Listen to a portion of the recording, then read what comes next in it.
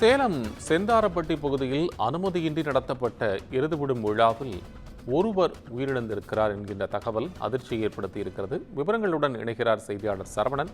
சரவணன், இது தொடர்பான உங்கள் விவரம்.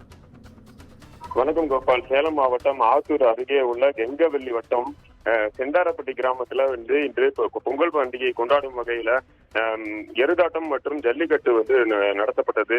சிறிய அளவில் அப்பகுதியில வாடிவாசல் அமைத்து 20க்கும் மேற்பட்ட காளைகள் கட்டவிழ்க்கப்பட்டிருந்தது. இதுல அந்த கிராமத்தை சேர்ந்த 100க்கும் மேற்பட்ட இளைஞர்கள் ஆர்வத்துடன் மாடுகளை பிடிப்பதற்காக ஈடுபட்டிருந்தாங்க. சீறி பாய்ந்த காளைகளை பல இளைஞர்கள் அடக்க முயன்றனர். அப்போது அந்த பகுதியில மாடு பிடிக்க முயன்ற போது மணிவேல் என்பவரை எதிர்பாராத விதமாக ஒரு மாடு முட்டி தள்ளியது. அதில் பார்த்தோம் அப்படின்னாக்கா அவருக்கு மார்பு மற்றும் வயிறு ஆகிய பகுதியில பலத்த காயம் ஏற்பட்டது. உடனடியாக அவரை அந்த கிராம மக்கள் மீட்டு ஆத்தூர் மருத்துவமனைக்கு சிகிச்சைக்காக அழைத்து சென்றனர். இருந்த போதும் பார்த்தோம் அப்படின்னாக்கா ஆத்தூர் மருத்துவமனையில சிகிச்சை பலனின்றி மணிவேல் உயிரிழந்தார்.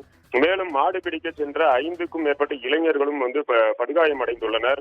அவர்களும் ஆத்தூர் மருத்துவமனையில் அனுமதிக்கப்பட்டு தீவிர சிகிச்சையும் பெற்று வருகின்றனர். உரிய அனுமதி இல்லாம இந்த ஜல்லிக்கட்டு போட்டியும் எருதுவிடும் போட்டியும் நடைபெற்றிருக்கிறது. இதுக்கு உரிய பாதுகாப்பும் அனுமதியும் பெற வேண்டும் என்று மாவட்ட நிர்வாகமும் தமிழக அரசும் அடிக்கடி அறிவுறுத்தியுள்ளது. இருந்த போதும் அந்த அறிவிப்பையும் மீறி இவர்கள் அந்த கிராமத்துல சிறிய அளவில் தானே ஒரு போட்டியை நடத்துகிறோம் என்று வழக்கம் போல நடத்துவது போலவே நடத்தியுள்ளார்கள். இதில் எந்த விதமான பாதுகாப்பு ஏற்பாடுகளும் செய்யப்படவில்லை. எனவே பார்த்தோம் அப்படின்னாக்கா இந்த சம்பவம் அந்த பகுதியில பெரும் சோகத்தை ஏற்படுத்தி இருக்கிறது. மணிவேல் உயிரிழந்தது தொடர்பாக கெங்கவெள்ளி காவல்துறையினர் வழக்கு பதிவு செய்து விசாரணை நடத்தி வராங்க. இதற்கான ஏற்பாட்டாளர்கள் யாரெல்லாம் பங்கேற்றது, யாரெல்லாம் மாடுகளை கொண்டு கட்டவிழ்த்து விட்டது என்பது குறித்தும் விசாரணை நடைபெற்று வருகிறது.